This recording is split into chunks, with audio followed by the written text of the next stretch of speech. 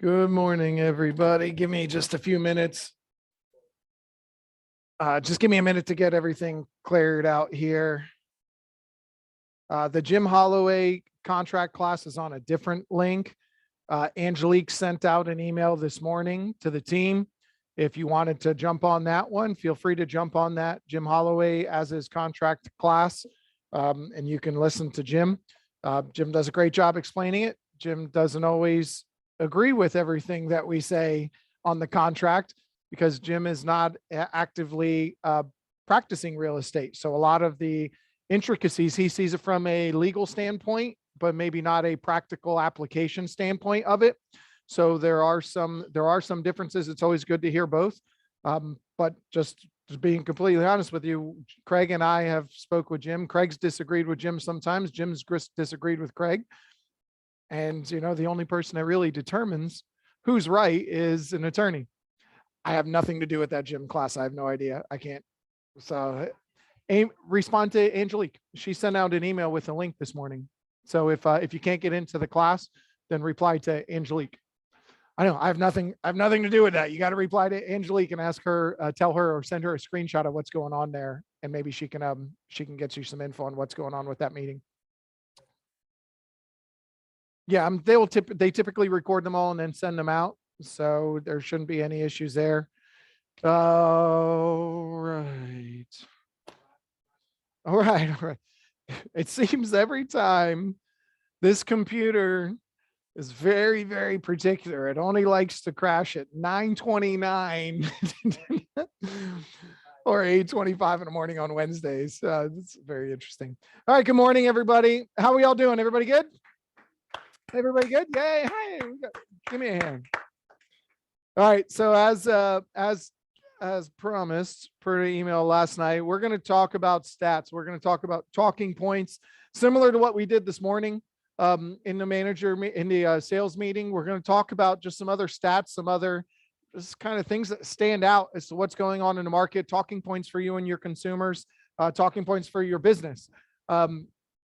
So just wanted to point a few things out, and let's jump in, and we'll cover a few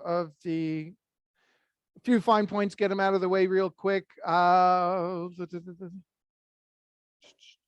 Survey Eagle still doing a special for home inspections, so tell your buyer to call. You must schedule it for them. So talk to your buyer about it. If they want to use Survey Eagle, you must schedule it for them to get that credit for the $400 for the full inspection for the month of June. Still got another week and a half left on that. Moxie trainings, Jimmy, you want to talk about what Moxie trainings are coming up in the next couple weeks or next couple days? I got a Moxie website training today at 2 p.m.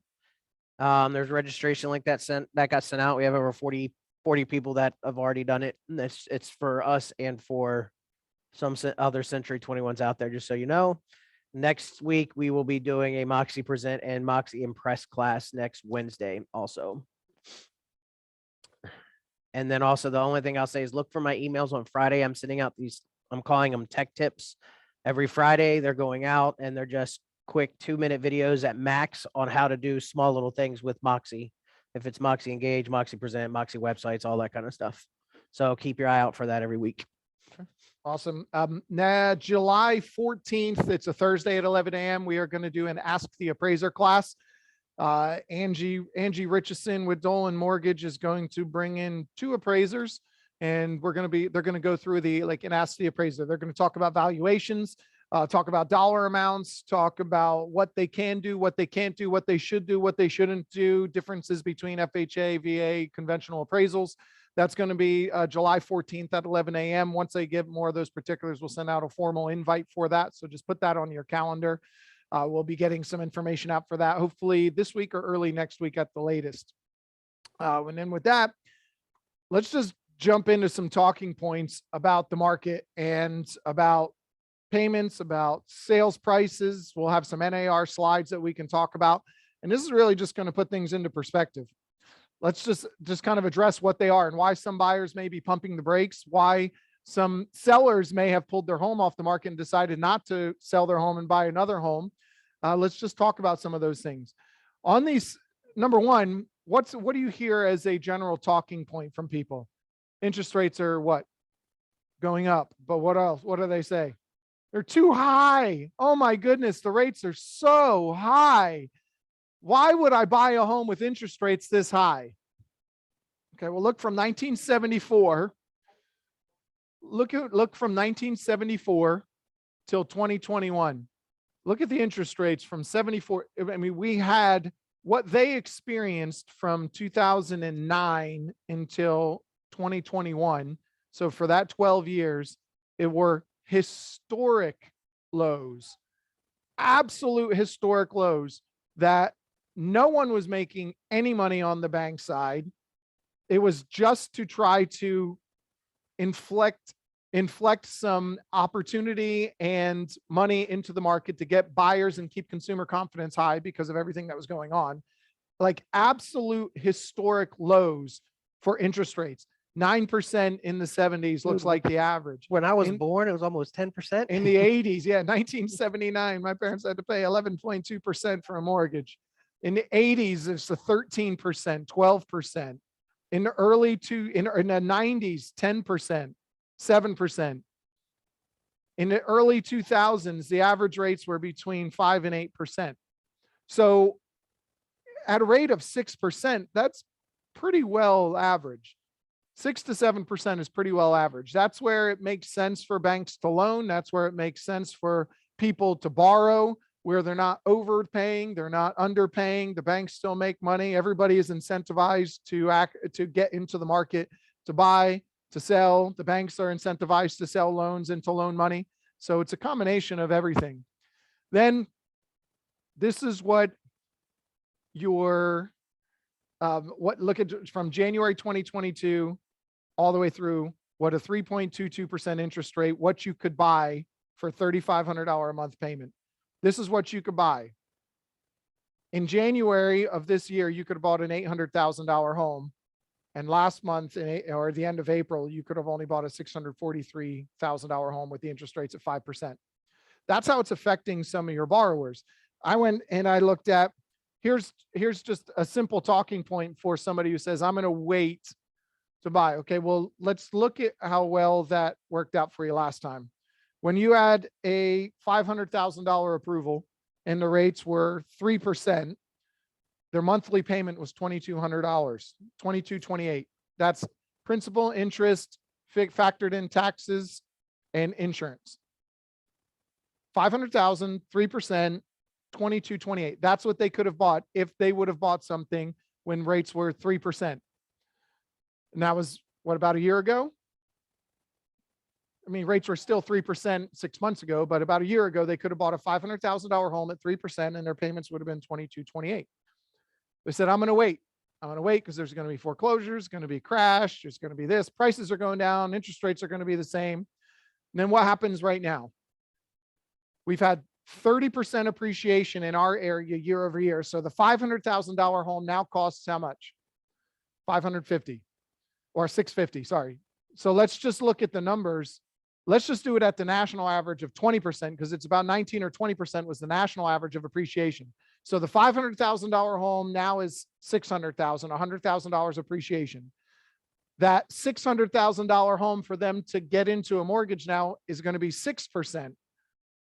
And in order to buy that home and put 20% down, they have to come up with, instead of $100,000 down, they have to come up with $120,000 down to put the same 20% down.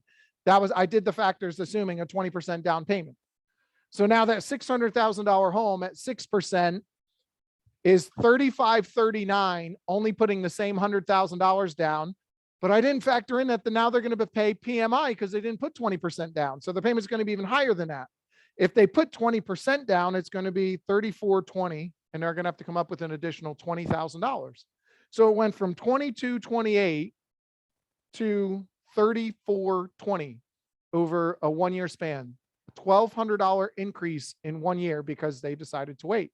What happens if they decide to wait even longer?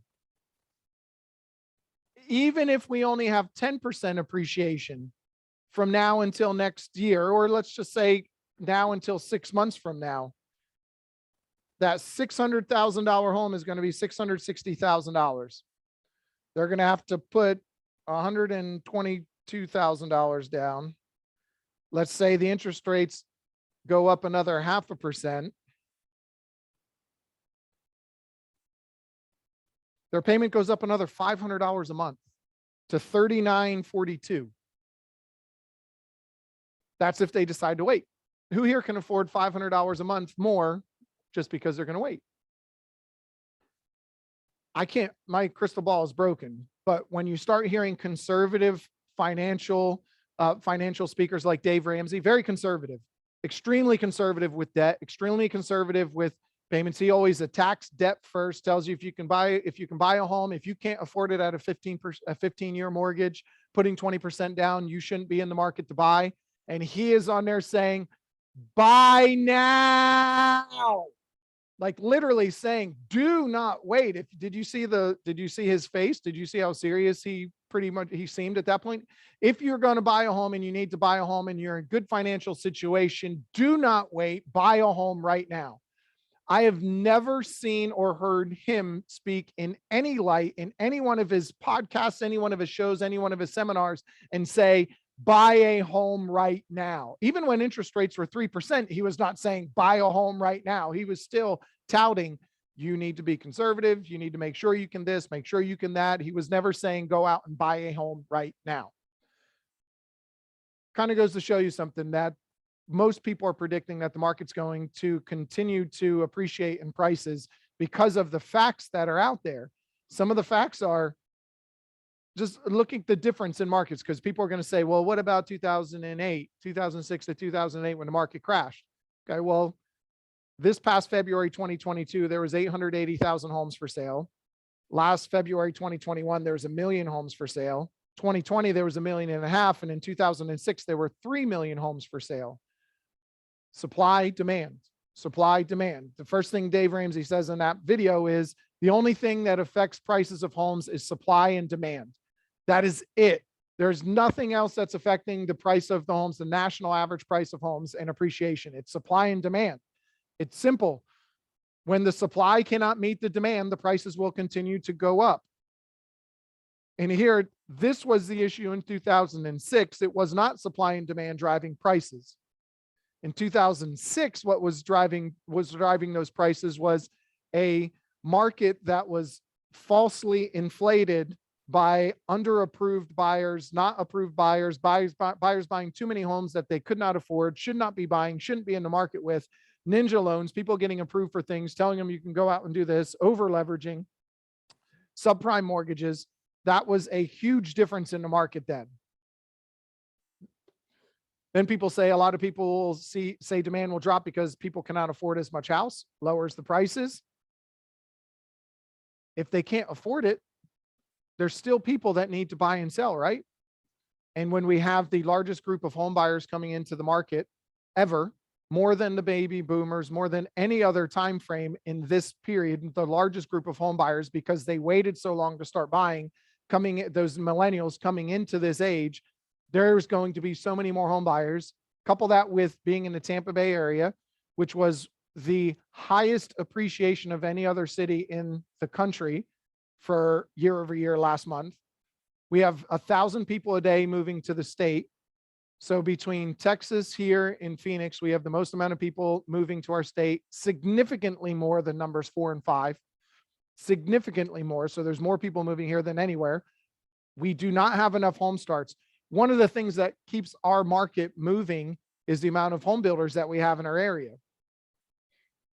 And they're starting a lot of homes. As of, this was just when you're looking at home starts, there's a shortage of 2.4 million home sales as of February 21 to meet the 6 months supply and demand. That wasn't the one I was looking for. I was in the NAR slides. I'm going to go through some NAR slides and just going to show you housing starts, where the amount of housing starts that we had, we're still about 600,000 to 800,000 housing starts behind where we would need to be to meet a balanced market that has no other factors affecting the market. 600,000 to 800,000 home starts behind. And that's not going to catch us up. That's just going to meet the number of home starts that we had previous. That's not accounting for the 3 to 4 or 6 months worth of time when the pandemic happened and home builders stopped buying or stopped building and stopped starting homes. So there's a lot of factors that are going on there. Let's just pull up some of these slides and we'll go through some of them. We're going to breeze through some of these because they're not all extremely relevant. Fed tightening of Fed funds rates. So what happens when the Fed raises rates? There's cycles. And if you see mortgage rates sharply higher in anticipation of Fed rates, so if the red is the Fed rates and the black is the Fed rates and red is mortgage rates, you can see the effects that it has. Fed raises rates, they're going to keep raising rates to try and balance and cut off inflation. Mortgage rates typically go in sync with the Fed rate. But what happened just this last time when they raised the Fed rate? What, 5 days ago? Mortgage rates ticked down a little bit. Nothing crazy. It's just they ticked down just slightly. A lot of people are saying that they've raised the rates too quickly. And even with interest rates have been pushed up too quickly. Existing home sales and mortgage rate increase. When you're looking at 9% versus 8% and 7% rates and the existing amount of home sales. Again, some of these aren't overly relevant. Cash deals in 2022 in March, we've had the most amount of cash sales. What's driving that? iBuyers, a lot of iBuyers in our market. And if iBuyers are buying in a market, hedge funds, if you listen to the class on Monday, large institutional investors where their sole purpose is to buy assets that are going to create a return. So people give them more money to buy more assets, and they've chose real estate as the assets they're going to buy, and they are scooping up more and more homes than they can get their hands on. What does that tell you about the market or what their anticipation is? If Apple stock is at, say it's at 100 and it's plummeting, are most people buying as it's starting to go down? Or do they want to wait until it hits a bottom and they try and time a bottom and buy at the bottom if it's going down? If a price of a stock is going down, are most people buying it? If the prices of homes they're not going down, so why are these investors buying them? Because they're anticipating the prices to continue to go up. And a lot of these are buyers that are buying and flipping to sell, like OfferPad, Open Door. They're not buying for the sole appreciation and rental value. BlackRock is, Home Partners owns BlackRock. They're buying and they're renting. They're buying it. Isn't that what I said? Yeah, BlackRock owns Home Partners. No, BlackRock, my apologies. BlackRock owns Home Partners. So BlackRock is buying more homes. They bought Home Partners and they're using Home Partners as another way to buy more homes and get a return. Pending contracts fall. This isn't a significant amount of a fall. We've had such a high amount of sales that even a slow tick down really doesn't even bring us back to a normal. What happened here in 2020? You'll see some of the stats. You'll see a big dip right here around the March, April, May timeline in 2020. COVID. So you see a big drop there and then a sharp increase. So what was our market doing before that? Did you have a good market before the pandemic? We're home selling, we're buyers buying. Okay. And where are the numbers at right now? Still above or in line with where the market was before. And it's not falling. You can see it falls, levels out, falls, levels out. And what happened right around this time? Interest rates. So all we're doing is taking it from hyperspeed down to a slower appreciation, slower amount of sales. Home prices aren't going to go up quite as fast. Your sellers need to be aware that that's what's going to be happening. We need to be telling them the truth. Every time I sit down with a seller, every time I talk with them, the facts are, and I tell them the facts. And we sit down and we go over where the value of the home should be. My philosophy is always price the home near where the value of the home should be. If the value of the home is between 450 and 475, that's where we should be valuing the home. The lower we are on that scale, the more confident I am that we're going to get offers right out of the gates very quickly and should be able to sell it within a timely fashion to meet your time frame and your demands. The higher we are on that scale, my confidence starts to go down as we go higher on that scale. If you go over that number, I'm going to tell you, the higher we are on that scale, and anytime we go over that number and you ask me at any point in time why my home has not sold, why I do not have any showings, why are people not calling, what's going on with my sale, with my home, my answer is and always will be price. Always. And I tell them exactly like that. Any one of you are more than welcome to come on any listing presentation that I go on. You will hear me say that exact thing in that exact way. This is the range your home should be in. My philosophy is always to price it where the value of the home should be. You can see here that when the home was priced at this price, it sold in this amount of time. Coming down into the bottom here, our absorption rate, looking at how fast the homes are being absorbed by the market, shows us that your home should sell in this time frame. Looking at your market in your neighborhood, looks like your homes are selling a little bit faster, which makes it even more imperative that we price it correctly. If we price it correctly, we can anticipate selling it within that time frame. And you can see here the last 5 homes that sold. This is what they listed at. This is what they sold for. Every single one of them sold for more. I'm not saying we will sell for that much more, but they already sold for 5, 10, 15, 20,000 more than we listed for. I don't think we should be pricing ours 5, 10, 15, 20,000 more than what they sold for, because that means we're pricing it 10, 20, $40,000 more than what they listed it for. Just doesn't make sense to me. So looking at where these homes sold for, where do you feel comfortable listing your home? Here's the range between this and this. You can already see, I love it when the market shows that the active homes are on the market for 20, 30, 40 days, and they're at way above where we would list it for, at least where this seller thinks he wanted to list for. This shows me clearly that we should not be listing at that price. You said you needed to sell by this time in this time frame to get here by then and sell for this and put this much money in your pocket. Looks like the pending home sales showing a little bit of a trajectory moving up a little bit, which is why my price range is from here to here. The sold properties show me you should be around here, but my range is from here to here because of those pendings. We'll have to monitor them, and that will have a direct effect on where we end up selling this one at. I'm straightforward with them. I'm telling them the facts, and I'm going to tell them, if you come and ask me at all, if you decide on this price and you don't do everything that we ask you to do as far as painting, cleaning, moving, repairing, whatever the case is, if you come and ask me why my home has not sold at any point in time, I just want to be very upfront and forthright with you. I will always tell you that it is the price. The only 2 things that are affecting the sale of real estate in these markets right now are the motivation that you have to sell your home and the price we determine for the listing. And if it's not selling, it's going to be the motivation or the price. And you said you are motivated to get here by then, but your price is not reflecting that motivation, and that's okay. I just need you to understand that if your home does not sell, the only reason your home would not be selling is price. Are we clear on that? Are we okay on that? Are you okay with your home sitting on the market for 20 days, 30 days? Are you okay with this happening? Are you okay with having to have it open every single weekend for 30 days and having to leave your house and go off somewhere and me sending you away? Are you okay with requests for showings that get canceled and having to do that for 30 days at a time instead of pricing it correctly to get it sold within the first couple of weeks? Just being very honest and forthright with them. You need to get back down to the basics.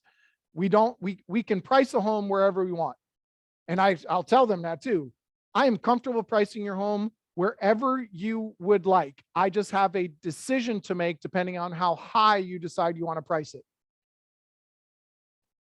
The higher you decide to price it, we're going to have some more serious conversations. And we're going to tell you what the facts are, what's going to happen, where this is, where that is. And we'll have those conversations and talk about it. Here's newly constructed single family home sales. New home sales are dropping, yet new home sales are going up. So that should help the supply a little bit, but it's still not going to be significant enough to make a huge difference. Wages are going up. Let's see, this is gas. We're going to go in here. Total payroll jobs keep rising. So more people are getting jobs. More people are holding jobs. More payroll jobs are in place. So this was in 2020. And we had a dip during COVID. And now things are coming right back up over 150,000, which is very promising. We're basically back to pre-pandemic numbers when the economy was doing well. People had jobs, people were spending money. Job growth rate from pre-COVID was 2.6. Real estate asset versus mortgage debt. The real estate asset is significantly earning more than their mortgage debt. These are, where where's the one? I'm looking for the new single family home starts. This is the number of home starts in 2005 and 6. This is the number of home starts in 2022 projected.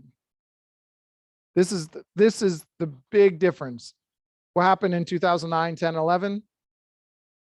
Crash. More people really weren't giving out mortgages. Home Lennars, DR Hortons, home builders weren't building a whole lot of homes. And we are still nowhere near where we would need to be in order to make a dent in the supply. So what else do we have that we can discuss? These are from NAR, 5.6 million home sales. Month over month is a decrease in 2.4%. So from last month, we decreased 2.4%. Year over year is a decrease of 5.9%. Not significant, not hugely significant numbers. We have a 2.2 month supply of homes. Back in April of 2021, we had a 2.3 month supply of homes. So the month supply of homes is going down. Yeah, these are national numbers for April of 2022 from NAR. The median home sale price was $391. I remember when the median home sale price was $195, $205 back in 2014, 2015. Median home sale price is $391. Year over year appreciation of 15%. Do you need any more stats to have talking points, conversations, or anything with your sellers? Like I said, we deal in facts. If you just put facts out without any opinion, you'll be fine. If you add a little bit of opinion in there, you have a possibility of pissing somebody off, getting somebody to comment on them, put some negative, and that's okay. If you have no issue with that, if you mark it that way and you don't mind comments and it starts creating more talking points on there, as long as you have the ability to keep yourself calm, cool, collective, and just state the facts. I understand your opinion, but the facts are this, this, and this. I don't know where it's headed. I don't know what's going to happen, but these are the facts. And if these are the facts that are in place, simple economic states and shows that that affects the supply, which affects the buyer's demand to be able to buy, and prices are going to go up. What else was there? Most people are looking at their 30-year payoff. I'm paying $600,000 for this home. How long does the average person stay in a home? 5 to 7. Let's just say 5 to 10. Just say, if you're paying, in this case, $3,000 a month, that's $15,000. Was it $3,000 a month? Is $36,000 a year. $36,000 a year. They stay in a home for how long? Let's just say it's 5 years for easy numbers. They paid $180,000 for the home, not $600,000, not $500,000. They paid $180,000.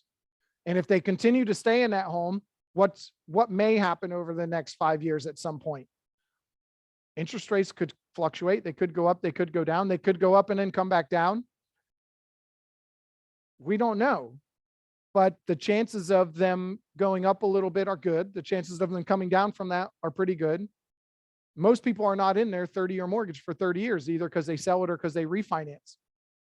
So that was the point behind the marry the house, date the mortgage. Most people are not going to be in their home for that long. They're not going to be in that mortgage for that long.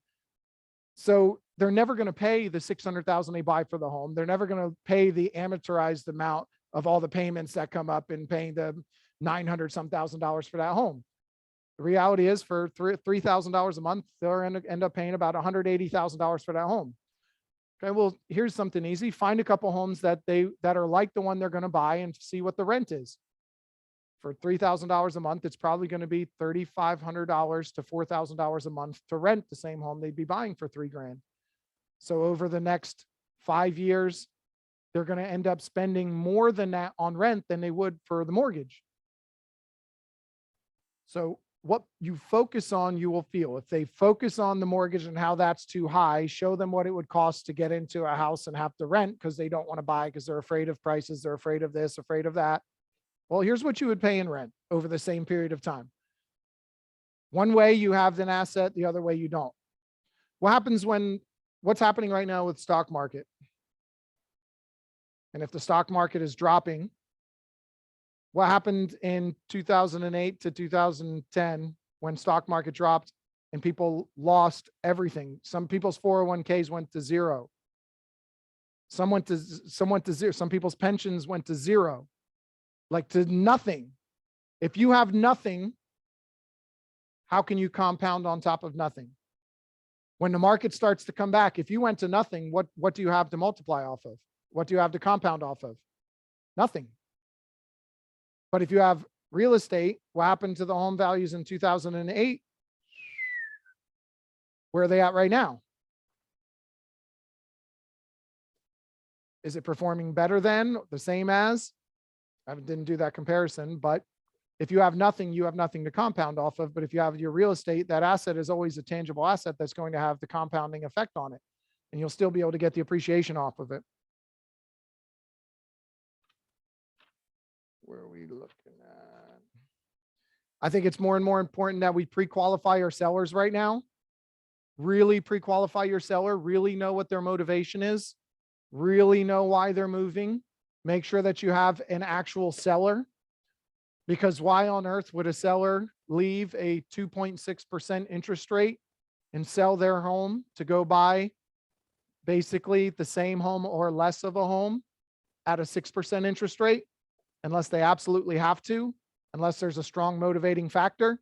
So I think you really need to pre-qualify your seller. How many people have worked with a buyer who got cold feet? Anybody ever worked with a buyer who got cold feet? Got the payment, looked at it and goes, oh my God, yeah, I'm not doing that. How many people worked with a buyer who's ghosted you after they saw the payment and realized they didn't want to pay that or afford it and just disappeared and you never heard from them again? Left them under contract. And you're like, I don't know what the hell to do. They won't answer my calls. I've knocked on their door. I can't get a hold of them. If a buyer's going to do that, what does your seller become when they're buying another home? Buyer. What happens if they get that notification that this is what their payment's going to be on the next house? And they're like, oh, wait, honey, we think we really need to talk about this. Do we really want to sell? Look at what's going to happen. I mean, I sat down and looked at that. My principal and interest payment on my home is like $1,500. And I look at what it would go up to. I'm like, wow.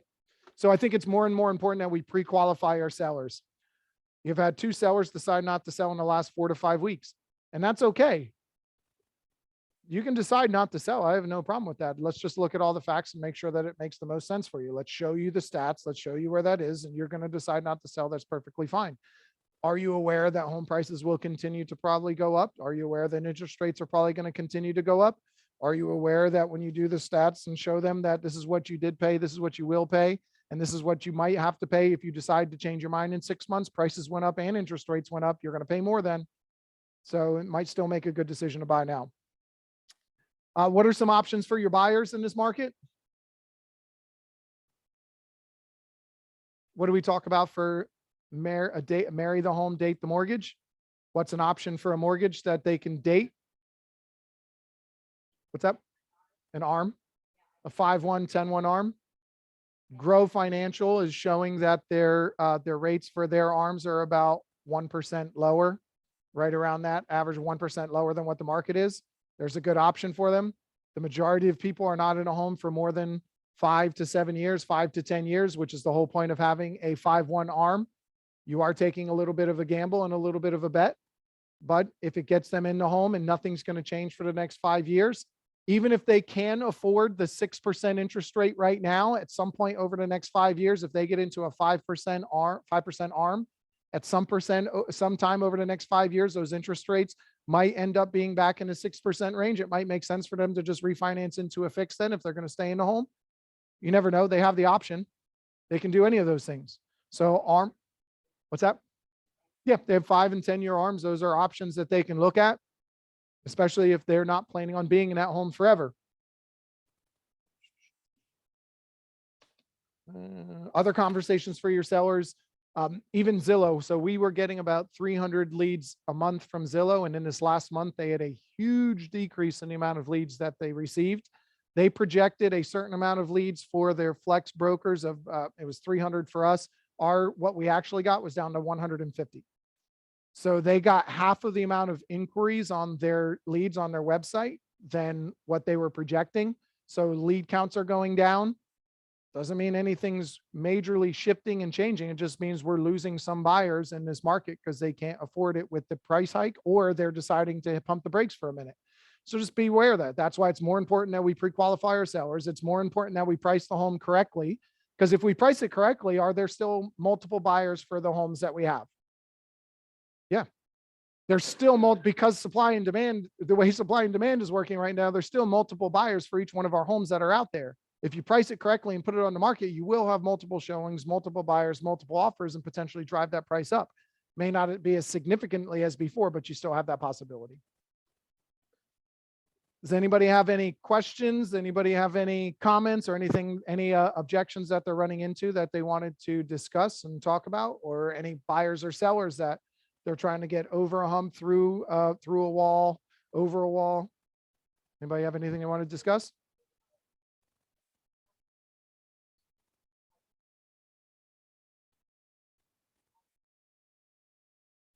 Home partners, helping them if they need a.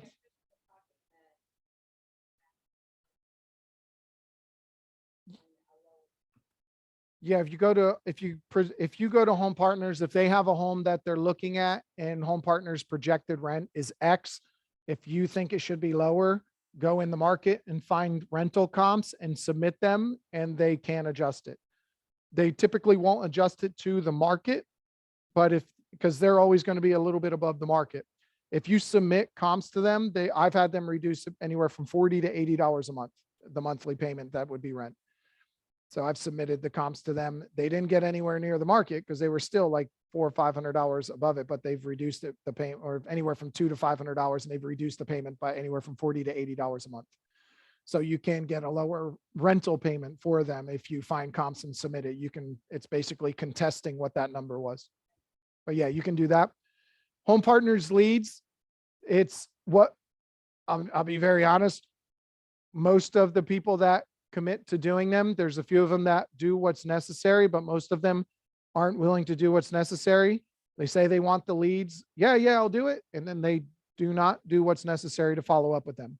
So it is a lot of work.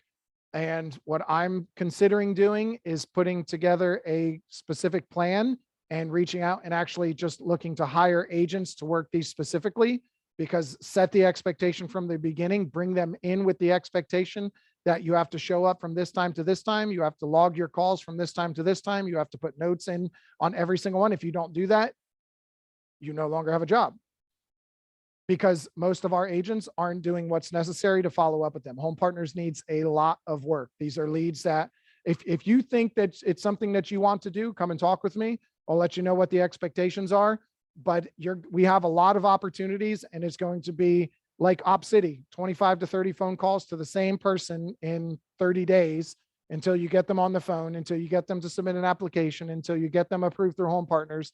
Then you can start buying. You're going to be doing sometimes 2, 3, 4, 5, 6 months worth of work before you can get a buyer that's active and ready to go in the market.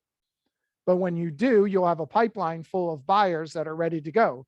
You're either going to spend your time getting your own leads, or you're going to spend your time following up with leads that we can procure and give to you. So it's just a different way. And that's why Craig has that philosophy that he's starting to push out. Are you a marketer? Are you a converter? Are you a prospector? Are you an influencer? What are you? If you're a converter and you're someone who's not going to go out and prospect on your own, someone who's not really into the social media and marketing, and you just want to convert leads that are given to you, and you're willing to sit down for 2 hours every single day and do nothing but make follow-up calls to the leads that we can put in front of you until you get them on the phone, until you can convert them, get them to like you, know you, and trust you. It could be something that works for you.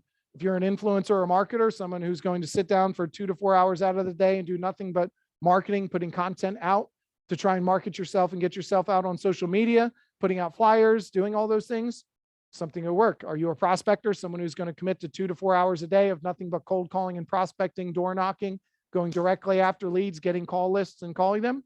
That's something that could work for you. But which one are you? Start to think about that. Because what we want to do next Thursday, we haven't picked the time just yet. Next Thursday, we want to do another kind of goal checkup class. Where are you at with what you said you wanted to do, and start making some new commitments for the second half of the year, for the next 6 months. Because a lot of us have some goals. We set some goals. We're working towards them. Some of us have hit them. Some of us are on track to hit them. but I just want to make sure it's kind of like a checkup.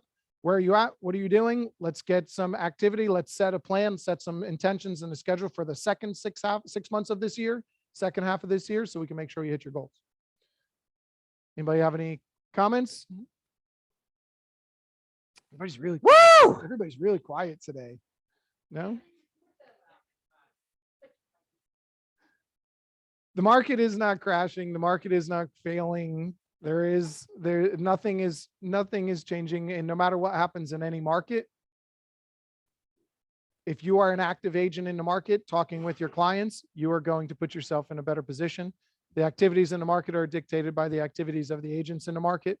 The more active you are in the market, the more possibility you have to have the activity in the market. And we can show you that the number of home sales, even in a market recession, still is significant, like from 5.4 million to what we have to maybe 4.6, 4.8. It's not a incredible drop. We still have a ton of home sales. And if you're one of the agents that's active, you have a chance to have a piece of those home sales. And 3 out of the last 4 recessions, home prices went up. Home sellers are still able to sell their homes and make more money than they did before. 3 out of the last 4, the only one that didn't was a huge market crash in 2008, which was not caused by the actual market. It was caused by the mortgages. Good. I have a lot of blank stares. Can you say that again? Yes. let me start over. Back to square one. So that's why I wanted to just bring up some talking points, just different things to fill your head with, some stats, some facts, some talking points to have with people, because you're going to hear a lot of different things. I scrolled through my email and promotions email the other day, and I showed you all of the doom and gloom, and this is happening, this is going on, the way that they spin the articles. If you read the first paragraph of the article, it's not going to be the same as what the headline reads. Home prices falling, first sentence. Home price appreciation dropped from 19.6% to 19.4%. That was an actual headline that I saw. Home prices drastically falling or dipping or falling. Read the first one, 19.6 to 19.4%. It's just crazy. Any comments online before we sign off? Anybody in the room? Go ahead, unmute yourself and pitch your listing.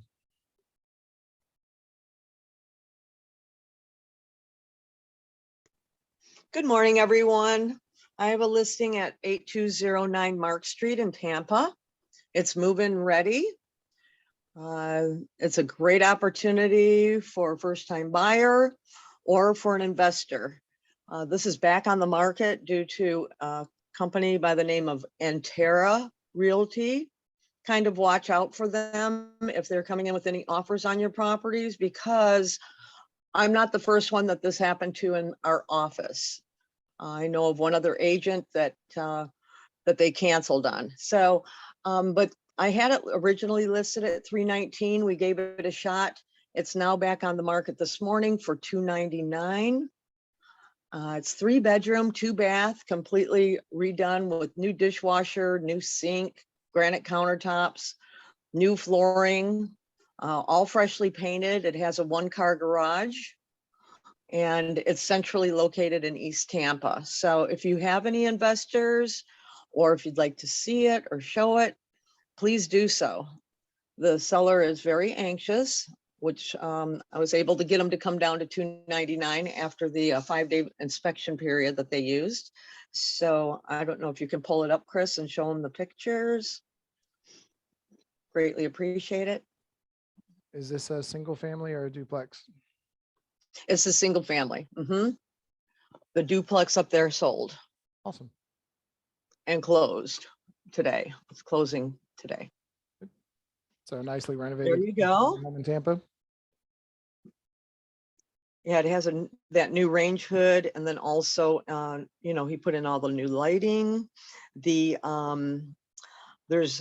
laundry room, very spacious right there with a new water heater that you just went through. Nice big backyard.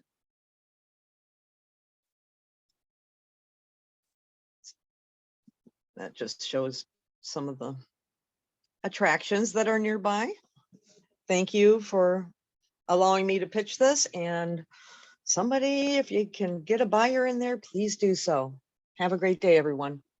Anybody else? Any other listings you want to pitch? Anything coming soon? What do you got, Jackie? He's coming. I have a new listing coming in South Tampa. 1004 East Ida. It's not on the market yet. It will be. I'm waiting. The tenant is moving out this weekend and we're going to do photos at that point. It's about 1,300 square foot bungalow, really, really cute, has been redone with new floors, new paint, everything's redone, bathrooms, kitchen. And they just put a new roof on because they didn't like it. It was like dripping occasionally. So they put a whole new roof on and it's going to be listed at 389. It's a 3.2 with a nice big front porch and right on the edge of Seminole Heights, not in Seminole, but right on the edge of where Seminole is. So a really decent area. Awesome. Good. Anybody else? Joe, Adam, tell me what you got, buddy. So 6319 Sunset Bay Circle. So a lot of us know Sunset Bay, beautiful townhome community. It's 4 stories. It's actually a 4-bedroom with 3.5 bath. It's well taken care of. The main living area has vinyl plank throughout, just updated a couple years ago. Got amazing views, westerly facing views. The further you go up, the better the views get as you get sunsets over all the way into the bay. But great lagoon view for all levels. So it's a great home. We're pricing it at $569. I think it's a great price for all that you get in that community. So we're not going to start the listing till July 5th. And we've got a tenant in there that'll be out end of August, mid-September. So looking for about a 2-month closing period to mid-September. Very cool. Great townhome in Sunset Bay. And anybody else? Any other listings? Got a chat. What are the HOAs in there, Adam? About $700. And then I'm assuming that includes pretty much everything. Yeah, insurance, flood, maintenance, water, sewer, trash, things like that. It's going to include all of those things. Gotcha. Okay. If anybody's looking for a newer DR Horton home, I have a past client that's going to be selling a home in South Fork Lakes over here on Arbor Pines Drive. Basically right here, it's a 2674 square foot, 2-story home, 5 bedrooms, 3 full baths, tile floors all downstairs. Pictures are being done today. It'll be on the market tomorrow. It's going to be about 474. 475 is what the price is going to be. Great home, close to the new high school. It's like I said, built in 2018. So if anybody's looking for a newer DR Horton home under $500,000 in this community, just let me know. It'll be on the market by tomorrow. So keep that in mind. Anybody else before we sign off? Good. All right. Happy Tuesday.